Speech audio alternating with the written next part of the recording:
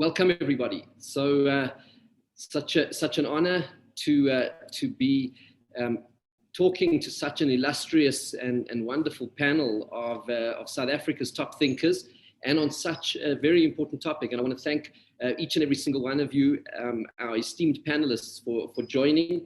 To Tony Leon, former leader of the DA, former South African ambassador to Argentina and to Latin America, to Mondli Makanyev, editor of the City Press, to Frans Cronje, CEO of the Institute of Race Relations, and of course to all of you, our community, who have joined in this discussion, because this is such an important conversation that we need to have to understand these elections. And I think, you know, the starting point would be here really an understanding of the fact that perhaps this the country has shifted, and that we are living in a new country. And maybe, you know, I don't know if that's almost too dramatic a statement to make, but what happened in these elections, that is what I really want to explore with our esteemed guests, who come from such different backgrounds of work and perspectives, and are such sharp analysts of what is really happening in South Africa.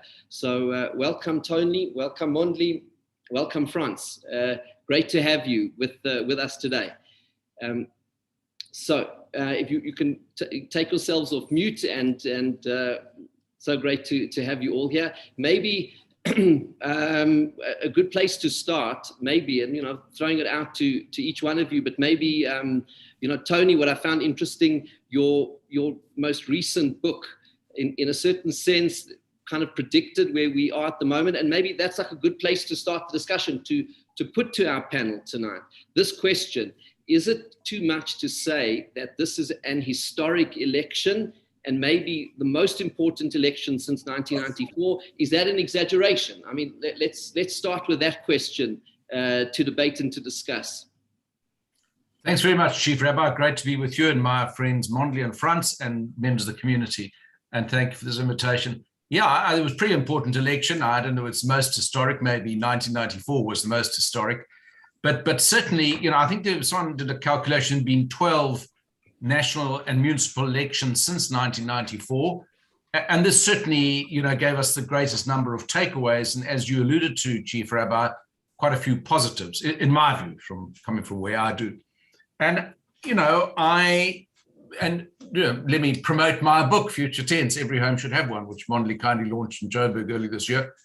But at the end of it, I thought, there is an expiry time, absent of a military coup or vote rigging, for what you might call founding parties of liberation. And there were two examples I used. There are many. The one was the Israeli Labour Party, which had total hegemonic dominance over the polity of Israel between 1948 and 1977. And then it lost power, which, absent a few interruptions, is never really recaptured in a meaningful sense. The same, almost exactly the same, happened in India, where the Indian Congress Party, or the Congress Party of India, was the party of national liberation. It's achieved the independence of India from Britain, elected in 1947, and then 30 years later, 1977, all the scandals, the corruption, the dictatorship, quasi-dictatorship of Indira Gandhi, voted out. And what's interesting today, if you go fast forward in both those countries, the Israeli Labour Party, although it's back in government as part of an 8-party coalition, is a tiny parliamentary splinter. And the same is true of the Congress Party of India. Now, obviously, we follow our own rhythm. We're not the same. You can't replicate an apple to an orange or compare them. But I think liberation parties do run out of steam unless they do remarkably proactive and productive things to maintain themselves. And clearly, you know, we're meeting tonight with load shedding. I mean, if you want to get an augury or an auspice, you know, the blue train was derailed outside Germiston on Saturday. I saw a report earlier on that the Gautrain is plunged in darkness, passengers having to creep their way between the stations on foot. I mean, our country is in a lot of trouble, and I think the voters have woken from a torpor and said, well, either actively by no longer supporting the ruling party, at least in the major metropolitan areas, or by doing another act of civil, if you like, affirmation or disaffirmation, not voting at all, they have made their meaning plain. And I think in that sense, for the ANC to fall below 50% is a psychological and a cephalological watershed. And we'll have to see. It doesn't mean it won't recover or it can't do other things between now and over the next 900 days, but it's not that much time. So I would give it a tick on groundbreaking, yes. And I think, maybe just to come in there, Mondli, a few weeks ago, you wrote an op-ed in City Press, and where you kind of said where the ANC is headed at the moment. And I think just sort of to come in here with what Tony's saying about a liberation party able to reinvent itself, and you that headline you put there about sort of ANC walking towards a cemetery. It was like, I thought, Aish, that's quite a strong headline there. And so maybe you could just share with us, your thinking, Mondi. Like, in a sense, did you kind of predict where we were headed here in this in this election? I mean, yeah, just to take off from where Tony left off. To say, I mean, so Tony refers to those two countries, to those two examples. So the example that I used was Zambia, the party of Kenneth Kaunda. And that party was hegemonic in Zambia, also aided by the fact that it was a one-party state. So, and then when the democracy opened up around 1991, and people were allowed to kind of like a multi-party democracy could happen, and people rejected UNIP outright, and it lost power. And it was like almost an inconceivable thing that the party of Kenneth Kaunda cannot be running Zambia. But since then, it has been a decline of UNIP, to the point that in these last elections, they didn't even get into parliament. And in fact, they only just managed to get into some councils here and there. So that iconic party, and it was a party that was well known throughout Africa during the liberation period, that party is no more. So it is, the ANC is definitely headed in that direction. If I can just, let's go back, say, what we experienced this week definitely was extremely historic. Last week, or what you're experiencing now, was extremely historic. And if we can just take it back, that the foundations were really laid in 2009, when COPE contested the election, when members of the ANC broke away from COPE and contested the election. And when that happened, it made it possible. It said it's okay to traditional voters of the ANC to vote against the ANC. And prior to that, opposition was really seen as the DP, later DA, and a certain guy who's with us here who could easily be delegitimized as like anti-this, anti-transformation, anti-progress.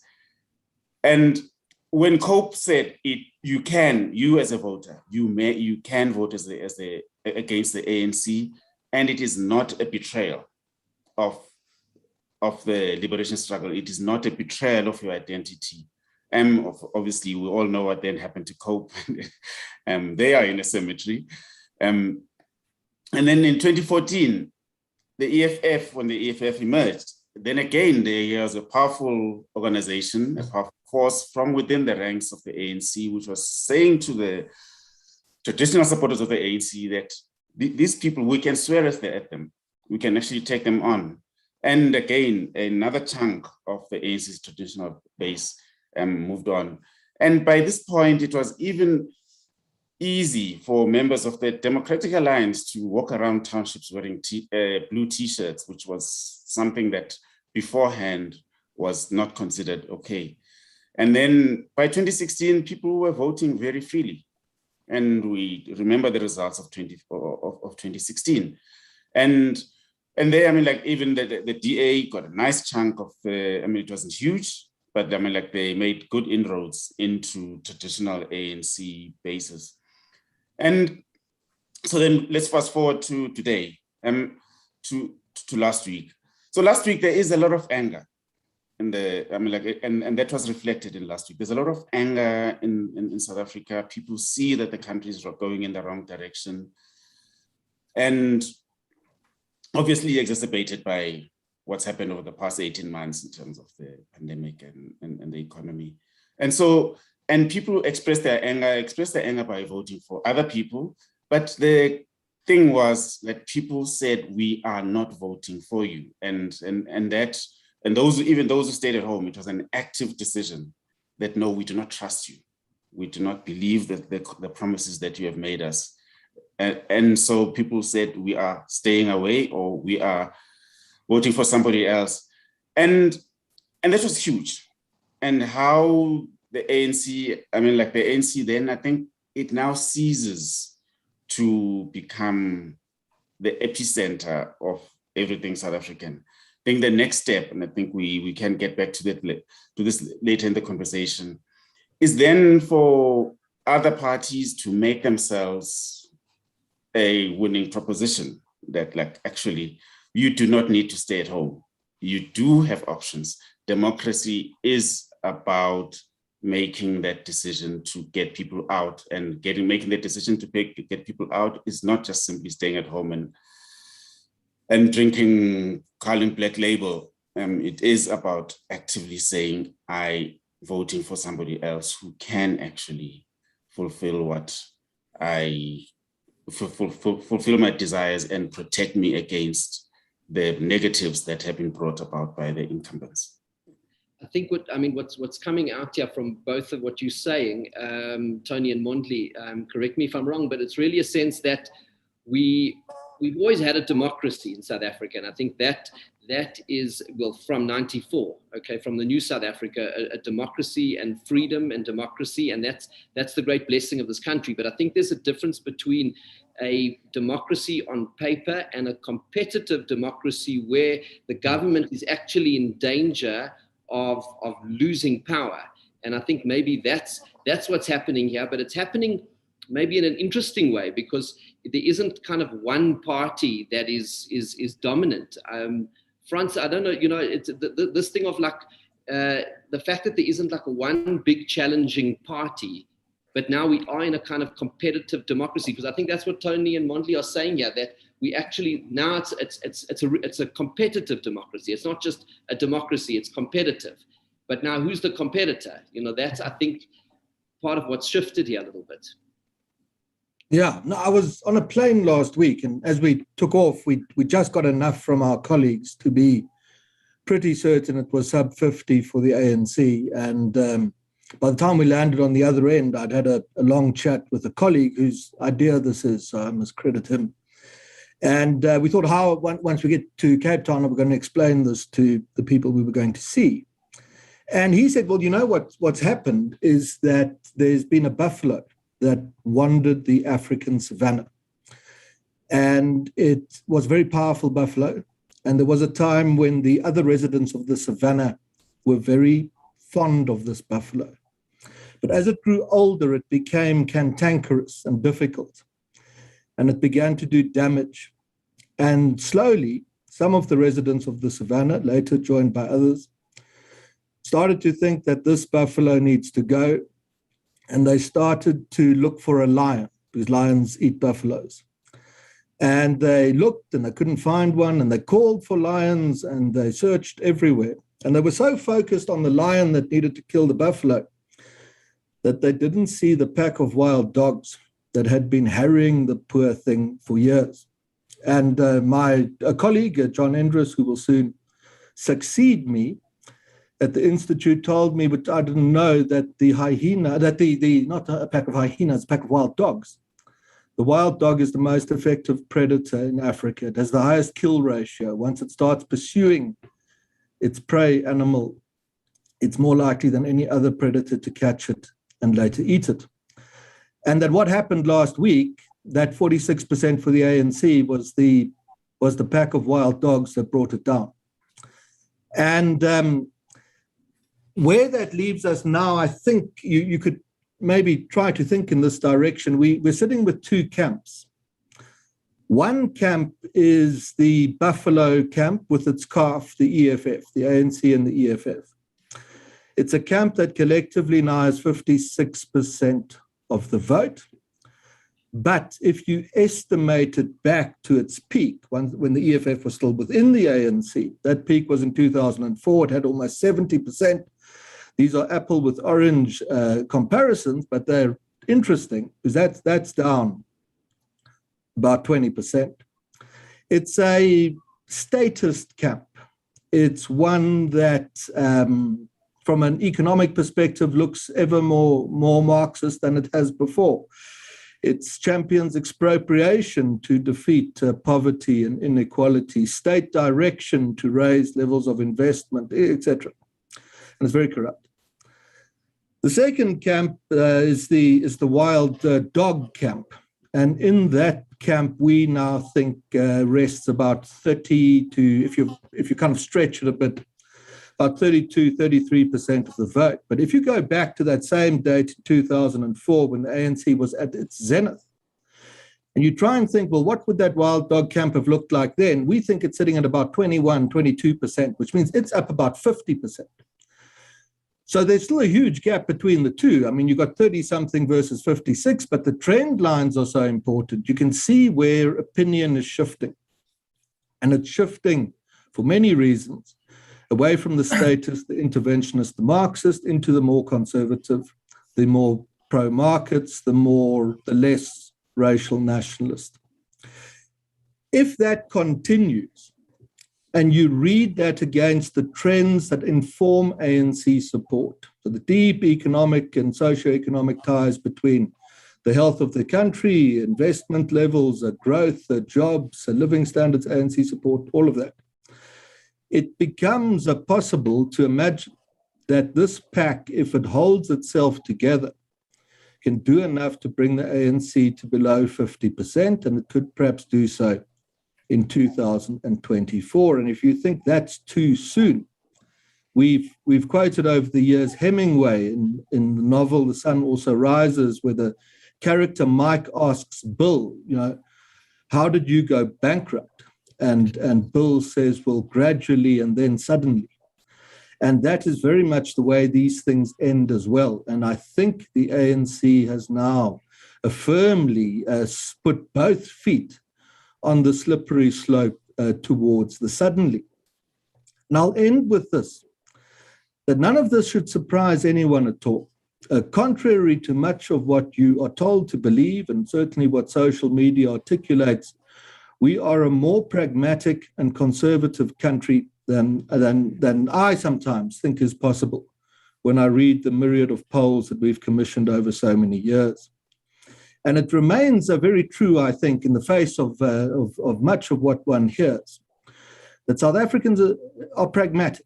There is vast respect between people across every line of race and class and history and politics that one can imagine. This is not a country divided against itself where different groups wish to chase each other into the sea. In the face of controversial questions such as how the Springbok rugby team should be selected, 8 out of 10 South Africans continue, even now, today, to say on merit and not on grounds of race.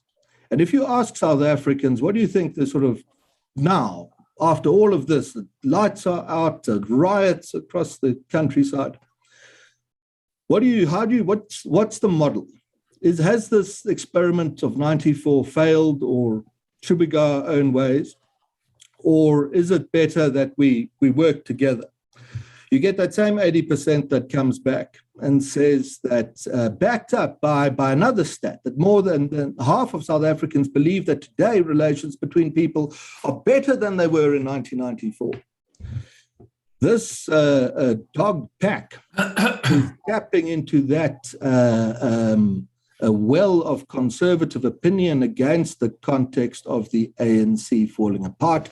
And what that means is perhaps, dare you even hope, that the reform horizon is now in view. It is 900 days away. It's 2024. And if the dog pack parties, they brought the buffalo down, if they kill it now, it's still alive in 2024, you could, within days of that result, see a reform-minded coalition put into operation everything that the New Dawn advocates hoped that Mr. Ramaphosa would do. And I'll stop there for you. Yeah, can I just respond on one thing, Chief Rabbi? I won't talk about wolf packs or wild dogs, because when I was the leader of the opposition, Mr. Johnny DeLunga, ANC Deputy Minister, called me a chihuahua. And then when in my retirement speech, Thabo Mbeki as president said, no, that's quite incorrect. He's a bullhorn.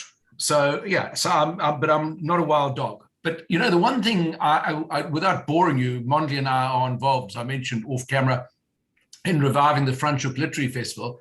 I've been reading a fantastic book about ancient Rome called Dynasty, not the soapy, but the one by Tom Holland about the rise and fall of the House of Caesar. And there's this concept from Roman times of auctoritas, which is the basis of which we get the English word authority. And this was that sort of ineffable quality of prestige that served the Roman people with a measure of greatness, and they bestowed it on their Caesars. And, let me just say this very quickly. I think the ANC has had a massive dent, quite obviously, to its authority, its invincibility, this hegemon, which was controlling all of society, the politic, as Frans and his colleagues at the IRR have pointed out, much of our economy, and indeed a lot of our cultural life. Well, that has been very, very severely dented. And I do think that, you see, where I disagree with people, even France, I don't think the ANC is ideological at all. I think it's got a malleable ideology. And I speak with some authority, as you mentioned, because I lived in Argentina, where Mondi visited me. And, Peronism has been the dominant, still in government in Argentina, collapsing economy, but they still vote Peronist, although less so today than they did when I was there. And Peronism is about patronage and power. And here's something just to take away from tonight's discussion. The ANC and a lot of its councillors and public reps couldn't find a job in the private sector, and I suspect one or two of you would not employ them in your businesses or have to watch the cash register with some of them. But they lost 900 councillors in this election, 900. I mean, the DA lost a few, but this is 900. It's nearly 1,000 public representatives, the ANC, are walking the streets without employment. And given the election results, without prospects of immediate re-employment, because the patronage machine wasn't just getting elected a councillor, but having access to municipal coffers. Well, whatever the final outcome, and we'll know in 2 weeks' time, because I think the Gazette started from this morning for 2 weeks to form these new municipal administrations.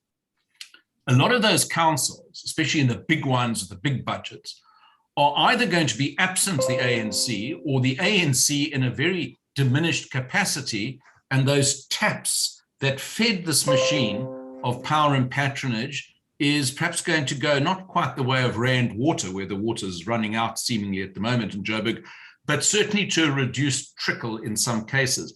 And, if it was, Frans is very smart, but if the ANC was entirely about ideology and struggle and, we're prepared to take a hit because we so believe in this, whatever it is they believe in, it sort of changes from time to time, yeah, then maybe. But when actually it's about position and perks and privilege, then I think that you will start seeing an acceleration of decline. And maybe not immediately and maybe not everywhere, but certainly in the areas that are of consequence, the big urban areas. And a final point, just where I do agree with France about us being a conservative country, where I think, Chief Rabbi, you would find a lot of your values are very widely held way outside the community that you represent. I think the other object of fascination, notwithstanding the fact they come from the same broad stream, is actually, given the terrible country conditions, how badly the EFF did in this election. I mean, a Hollywood movie script couldn't have written a storyboard that would be more favorable to the EFF than South Africa on the 1st of November 2021, 23% unemployment, massive job shedding through COVID, electricity blackouts, and here's this populist party with a big back. But, friends of mine who are in the ANC, it's not an oxymoron, tell me that a lot of folk who might otherwise objectively, you think they're unemployed, or they feel that the state doesn't work for them, or their municipalities are absolute cesspits of dysfunctionality, they find the ANC tactics, the things that might frankly revolt people watching this webinar, storming Parliament, trying to bully Pravin Gordhan, smashing stores in Sandton, that doesn't accord with how a lot of the overwhelming majority of South Africans actually see civil behavior. So I think that's another take. Yeah, Monty, maybe come in there on that, on this thing of the EFF, or any point you want to refer to. Yeah. But this EFF story is also maybe lost. Everyone's like focusing on the ANC, but actually they don't well at all here. No, look, I mean, like, obviously, I mean, like, the main focus has been the ANC, because it's a massive thing for the ANC to be cut below 50% and the inexorable decline of the ANC. So that is the story. And so, but there are other stories. There's the story of the other parties. I mean, like, and correctly, I mean, like what Tony is saying, that South Africans reject extremism. I think, I mean, like, and the EFF was attractive at a certain point because it stood up to, it was a bulwark against a Zuma government that was doing what it was doing, and the individual of Zuma. And people really found that attractive, and people wanted to send a message to the ANC to cut the ANC down at that point. And that's how the EFF got, I mean, a decent outing on its first election, I think just under 7%, I think, which was for a party that had been formed less than a year earlier was quite good. But it is unable even to attract the people that it claims that it's going to attract, the people who are going to grow up without a liberation legacy in their heads, like we vote the party of Mandela, Sisulu, and so on. The EFF was trying to position itself as the party that the youths would grow up with. And at some point, the youths, when they were older, this would be their political home. But actually, I mean, I speak from personal experience. I mean, I'm a father to boys who grew up actually being so excited about the EFF in their teens. And these are middle-class kids who, I mean, like they have no reason to be attracted by the EFF, but they found it sexy. And they found the EFF, I mean, like Julius standing up to the adults and telling the adults where to get off, that to them was very sexy. But obviously then they grew older and they started to see, it became very unattractive to them. And I think a major moment for them was clicks. I'm like, they just rejected what the hooliganism of that, and they started to see the EFF through that. And I think that's happening among a lot of other younger people or people who could otherwise have been in the EFF's catchment area. And then again, I mean, like even among older people, what Tony refers to as, I mean, like the conditions for the EFF to rise at this particular point where they're just like the desperate conditions in the country are huge. And all you need to do is come with this populist rhetoric. And that's exactly what the EFF did in this election. And nobody believed them.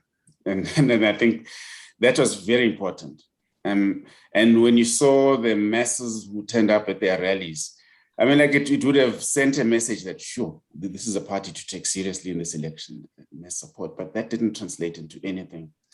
And then the other story, obviously, I think it's the story of the party that Tony once led. And that party, it's reached a stage of stagnation. And it, for whatever reason, I mean, but it doesn't seem to have any ideas right now. It is a very uninspirational leader. No ideas to grow beyond its previously traditional market, because I think the DA's market was much broader before Tony and a few others made an intervention a few years ago. We can talk about that either on camera or off camera. I don't mind. So anyway, but yeah, I think so. Both the DA and the EFF seem to have reached the ceiling, and my worry in this election is maybe one shouldn't be worried about it. It makes the rise of ethnic identity again. I mean, the growth of the IFP in KZN is emblematic of that. Colored nationalism found space in this election. I mean, it's not big, but it's a thing now. And I mean, so you're beginning to see people going off into their corners. I don't know where you can find a means of a South African party, not the old party, but a South African party re-emerging and actually speaking to South Africans, because I think that the parties that we have on stage right now, the major parties, are not speaking the language South African. Can I respond? Just because I spend most of my adult life, as Mondi said, trying to build up the DA. So I must say a few words about it. And I led it for 13 years in its various iterations. So I think the DA had an okay election. I think it could have actually been worse. It could have been better as well. And they got a few get out of jail cards. I mean, their position in Cape Town is unchallengeable. They got nearly 60% of the vote, a decline share. And they do have some exciting people. The new mayor of Cape Town, I have to say, is an exceptional person. He's 33 years old. He's the youngest mayor ever in the history of Cape Town, and I think he'll prove to be one of the best. He is a person of exceptional quality. I know him very well. The new mayor of Umangeni, which is the one municipality the DA won after 21 years of effort. That's a 21-year project to win that one municipality. It seems also, I've only met him once, very exceptional. And, I think John Steenhuisen's had a hard time. He's only been leader for 1 year, so he'll give him some time more before we make a final judgment. And I think he does have some strengths. But the party, as Mondi correctly says, has got some existential issues. It loses support to left and right. There's the emergence of Action South Africa, and that, might be built to last, or it might be go the way of Cope, but certainly its debut outing in Johannesburg was very impressive. The further away it went from Johannesburg, the less impressive the performance was, but still, they could win votes that were even on its best day probably not available to the DA, which I think tells us something. So, but the DA does have some very valuable real estate, politically speaking. It's got a provincial government, it's got one metro. I suspect at the end of these negotiations, it might bag another metro or a leading role, and it controls municipal councils in 4 different provinces. Now, there's no party other than the ANC which has that kind of footprint. And it still is, although, as Mondi says, in declining numbers, the overwhelming party of choice for whites, Indians, and coloreds in this country, and much less so, as Mondi also says, for Black South Africans, given where it stood 5 years ago. But I want to just say something, and I'm not making a judgment, and I don't have a final position. And chief rabbis, congregants of a certain age will be familiar with this, and the younger folk don't know what I'm talking about. I grew up politically in a party which long disappeared, called the Progressive Party. I was what they called a young prog, if you can believe such a thing, that I was both young and there was a party called the Progressive Party. And then I got elected to the Joburg City Council for Bellevue and Judith's Paarl in 1986, and the Progressive Party became something else. It was called the PFP, the Progressive Federal Party.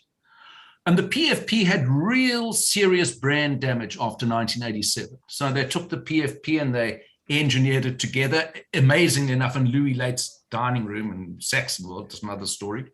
With 2 very small parties. One was led by Dennis Worrell, the other by Chapul Vena and Milan. And out of that became the DP.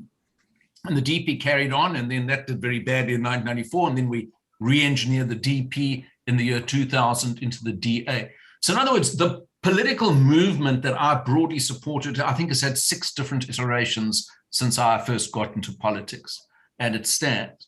So I don't think there's anything magical, Chief Rabbi. The DA is not a religion, but it's a set of values, it's a set of propositions, it stands for a kind of thing in South Africa. And if there's an issue with the vehicle, if the vehicle's running out of road or the tires, you must re-engineer a different vehicle. And I'm not, the DA has got very important real estate, but there are other options. that I think should be looked at so that we can create, as Mondli says, a broad South African party which can contest for power. And maybe there isn't such a creation available, maybe the cost too high, in which case at least you're going to have a sort of UDF formation. So there's a sort of common understanding, as indeed happened in the latest Israeli general election. I mean, Israel today is governed by an 8-party coalition, which I'm reading The Economist this week said is a crazy quilt coalition from, Arab parties to the far right, all in the same government, which apparently, amazing enough, has survived and passed its first budget. But I think the determination of South Africans to have a non-ANC future, to try something else, is going to be very strong, and it's going to start rushing, and it doesn't stop at the door of any party on the opposition side. And I think there will be developments and pressures which I think could create new options in South Africa going forward. And I say that as someone who is both loyal to the DA and spent most of my adult life building it up. But I don't think one must be hung up on a particular party. I think what you're saying, Tony, and this would be a very interesting thing for us to debate here, is the notion of values. In other words, there is a political party which is a vehicle, which is a particular political entity, and then there are values. And if those values can cut across different parties, so maybe even within the concerns that Mondli was raising about sort of identity driving political growth of certain parties, are there kind of values that could stretch across a group of parties that starts to be the formation of an alternative vision for South Africa? I mean, Frans, maybe you want to come in on this thing of, that sort of what Tony is saying about values, transcending a party, and kind of Mondli's concern about maybe the return of identity politics and kind of this tension between values and identity. The values are easy. You can you do a bit of polling and have a look, and what you'll see if you do it today, because it's the same thing you would have seen over the past sort of 30 years, which is as far back as the records that I can see go, is a great well of common good and decency. It's kind of hard-working, God-fearing law and order kind of stuff that stands out as the common values. But the fact that exists mustn't tempt us. I mean, I'm not a political strategist. I'm giving some advice now, perhaps beyond what I should, but shouldn't tempt us into thinking that there's a lion. We keep looking for lions. We're not going to have a lion. And we've had this tremendous result in the absence of a lion. The world is becoming a more granular place in every respect. If you think about television, there was a time when there was one thing you could watch on a limited number of channels at a certain time of the day or the night. And if you missed it, that was that. Now you determine what you watch, an infinite quantum of things, whenever and however and wherever you want. If you order a car, the same thing happens. If you look at restaurant choices around the world, these big monoliths become more granular because people demand choice. And the same thing has to happen as a consequence in politics. So the idea that you could identify a lion that would, on a sort of monolithic level, reflect the will of the people, that use the sort of ANC slogan, is absurd. And when the DA fractured a bit in 2019, I don't think that was a bad thing at all.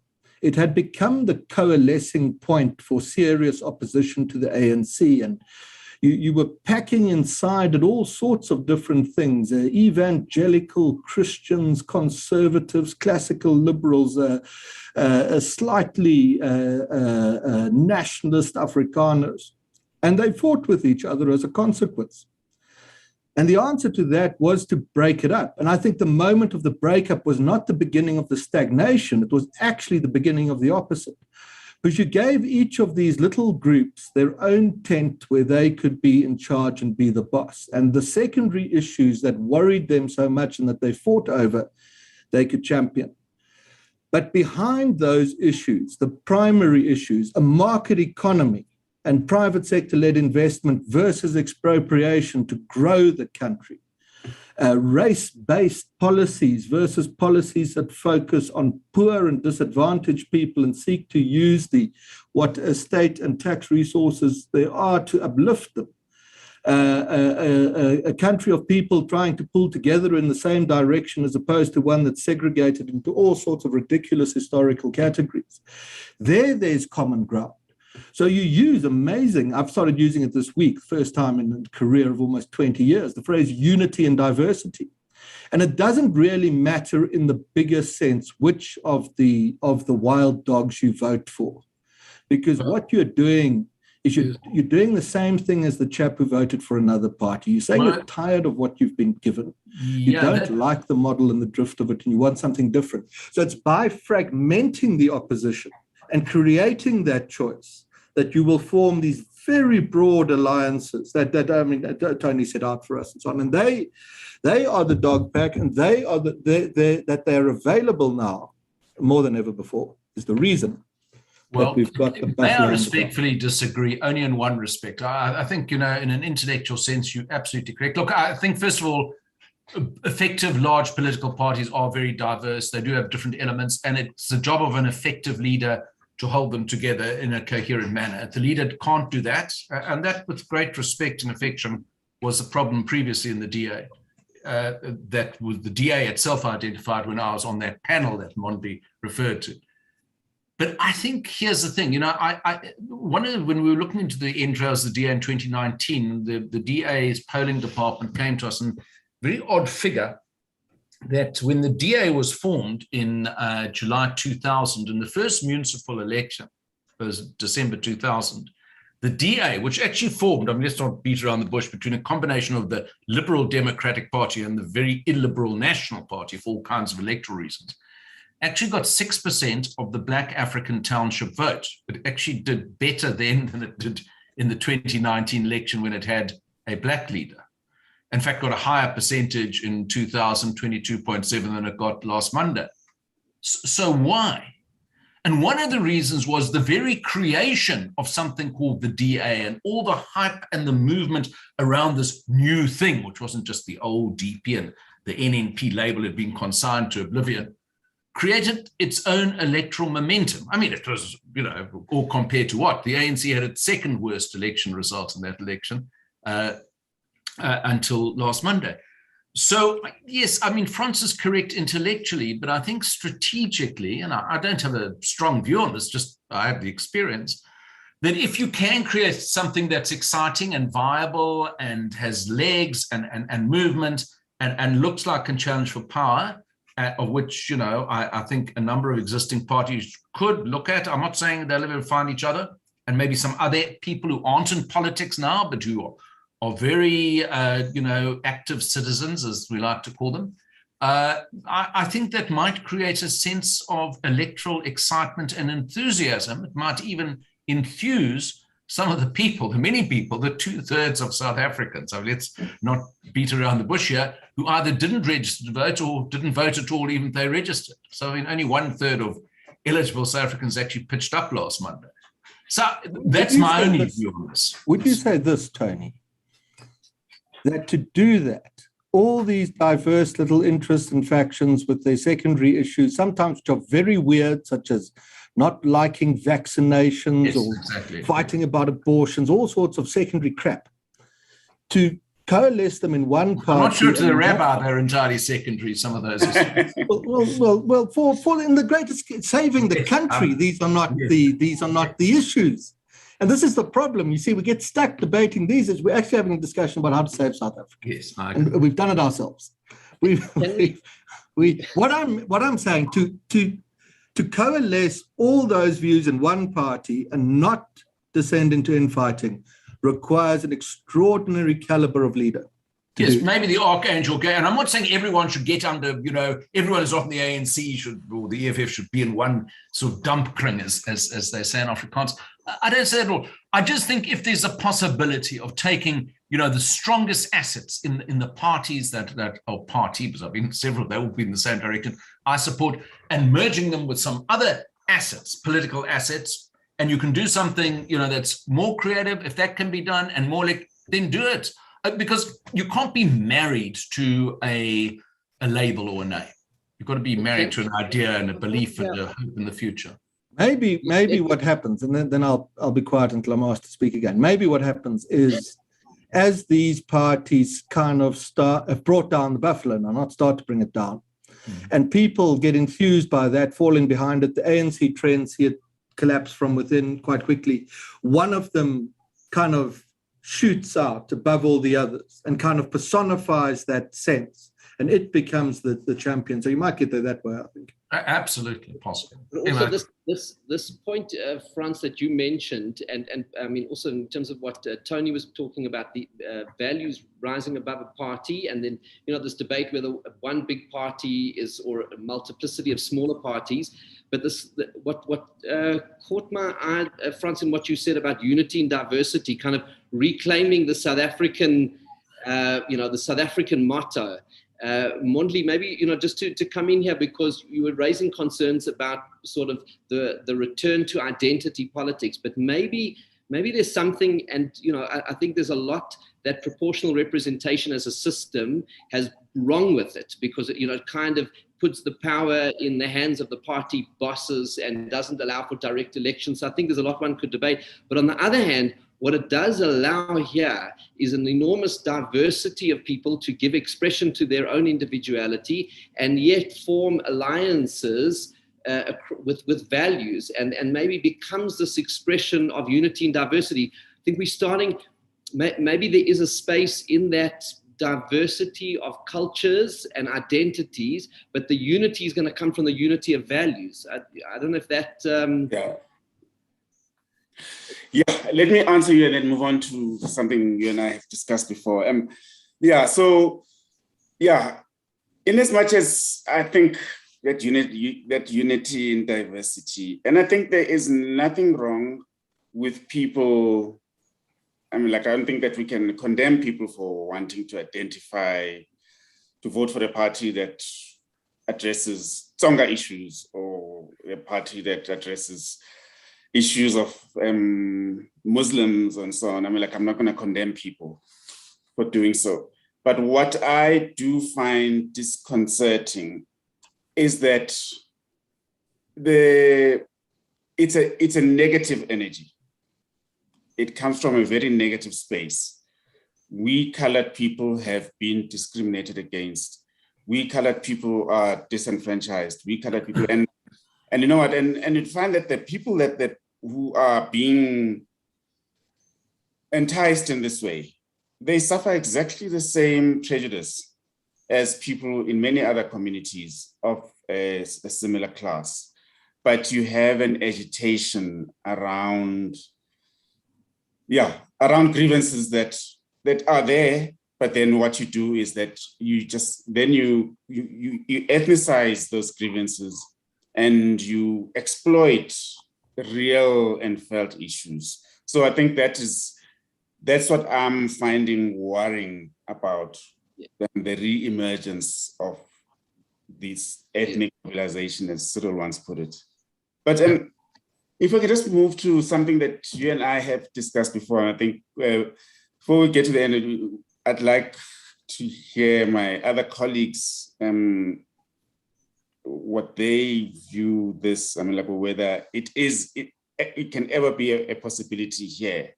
And what people kind of have characterized it as the Macron moment, that there came an idea, there came a movement that shook things up and shook up the political system there. It was an idea, it was a movement that basically rendered the mainstream traditional parties irrelevant.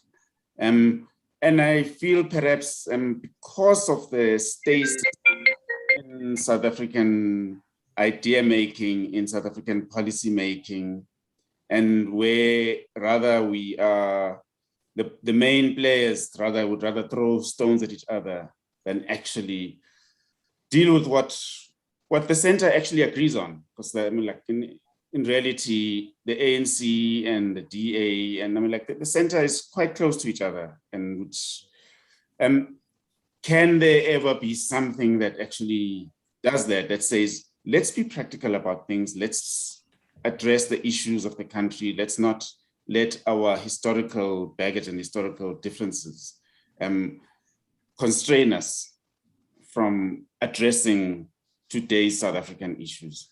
I so agree with you, Mondi. Well, we often agree, not on everything.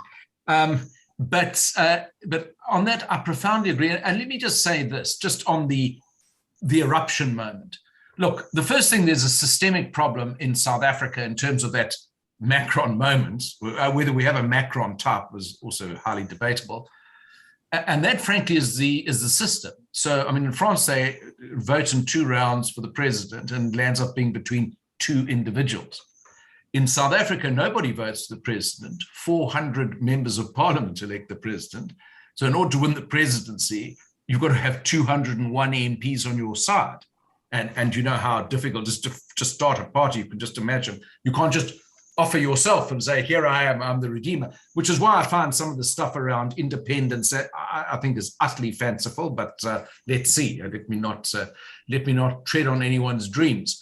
But, I think there needs to be an eruption in our politics. And actually, it's going to have to come from the ANC side in one sense. And this sounds a bit strange, and I do try it out on people, and they get a bit taken aback. A man who gets very little acknowledgement, quite correctly, since so much he did was profoundly wrong in the road to reform and change in this country, because he retarded some of it, but not always, is P.W. Botha. But in one sense, P.W. Botha had one real moment of political courage or ruthlessness. He expelled the Conservative Party element from his party. And Andries Trenet was a hugely powerful person. He was a leader, the Transvaal leader of the National Party. That was the biggest constituency that the National Party had. And P.W. Botha from the Cape chucked him out. And so, because he realized that even his limited and insubstantial reforms were not possible when he had this element inside. And, maybe I have absolutely no access to the inner councils of the ANC, and I don't keep score on, are the Cyrillites up or the RETs down or whatever. But in essence, this idea, this ANC unity thing has proven to be a false chimera for the party. It's not working. Clearly, that's what the voters have said. So, and I'm not sure our president has the courage or the gumption to actually seize on this and drive it forward, because, that would unlock a huge amount of energy in South Africa and in our politics and on the reform agenda that France and his organization bang on about, if that were to be possible. But maybe it isn't, and maybe it has to come from outside. But I just think a lot more things are possible after Monday than were possible before. Frans, do you want to just a short concluding I word? think it would be really easy for that to come out of parts of the ANC, kick the rubbish to the curb. And even if there's a terrible fallout from that, which I don't think there'll be, I think support for Mr. Ramaphosa will rise even faster amongst the people. Even if there's a fallout, there are various options in the opposition that you can get back into government with. So it would work completely, but it won't happen because the chap who has to do it, there's nothing terribly wrong with him. It's just not his nature. It's not the play. And that's an enormous pity for the country, because if he tried it, it would work brilliantly. Mondli, any last word here before we wrap up? Yeah, just to answer, there was a question from Doron in the chat who says kind of like, is it possible for the EFF to emerge as a kingmaker and lead the country as president in 2024? That's not going to happen. That much I can bet my whatever hat I have on. It's not going to happen for the reasons that we've discussed before. South Africans are in the middle. And I think rather than the EFF growing, the other thing that I meant to mention earlier on is something to watch, is the possible emergence of the former Chief Justice in the next year to 24 months as a player in the political space. The fundamentalist Christian right is looking for a rallying point at this point, and I think he sees himself emerging there. So that's another trend that we need to keep our eyes on. And then just finally, just to say, just correctly, what has just been said about the ANC now. The ANC is going to fracture some more. I mean, like, the ANC is at war as we speak. The ANC is going to be even more at war next year as it heads to its national elective conference. And whoever emerges, so there could be a fracture even before the elective conference, but definitely post-elective conference, the winner and the victor, sort of the victor and the loser are not going to live together. Thank you. Mondli, thank you so much. Tony, Frans, so appreciate your time this evening. It's been so eye-opening, and I've loved the debate and the discussion. And I think what emerges, if I may sort of sum up, for me, why I'm feeling particularly hopeful, since these municipal elections, is because we now have a competitive democracy, and whoever one supports, the key ingredient in a successful society is, number one, freedom. It has to be a free society. You need a competitive democracy because that's going to bring out the best. And I think what's also given me so much hope from our discussion is, Mondli, what you said, South Africans are in the middle. Tony, reiterated that. Frans spoke about this coalition of conservative values, that sense of people really sharing values and a unity in diversity. With all of the diversity of who we are as South Africans, there are certain shared values, which express itself in so many different ways. It's like, Mondli, that point that you made about the rejection of the EFF and its ceiling, because it offends the basic values of the vast majority of South Africans. So with all of the incredible diversity in this country, and it's such a diverse country with so much richness in that diversity, there are certain shared values which is holding this country together, and within that framework of the freedom and the democracy, that allows it to flourish. And one mustn't forget that freedom is the ultimate blessing. If I may end all of this on putting my chief rabbi hat on and referring to the book of Exodus, where in essence the Bible is really saying that we're about freedom. That freedom is that very first gift that God gave, in Egypt, and it's something that we still celebrate to this point, and it's something which is deeply ingrained in the South African psyche. I remember at the height of the civil opposition to Jacob Zuma, there was a big rally outside the Union buildings, and I'll never forget that moment. It was just before Passover, before Pesach, and I spoke at that rally with a few other religious leaders, and I said, what did Moses say to Pharaoh? And the whole crowd erupted, "Let my people go." And I said, right, let's tell President Zuma the same thing. And what struck me at the time was, firstly, everyone knew that story. It was part of it's part of the depth of faith in this country. But it's also about the gift of freedom, which is this God-given gift. And for me, when there's freedom, there's hope.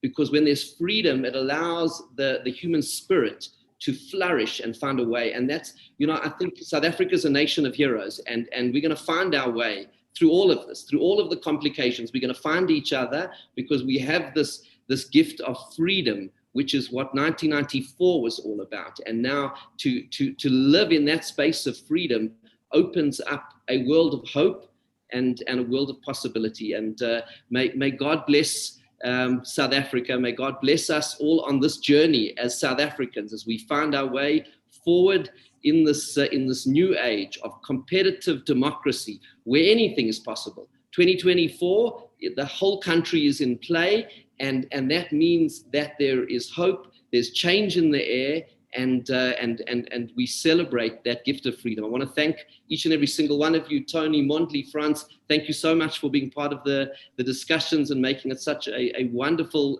debate. And I want to thank all of our viewers and listeners who've joined in on this discussion. And let's go forward with God's blessings. Thank you all so much. Thank you. Thank you. Thank you so much. Thank you, guys. Thank you. Thank you.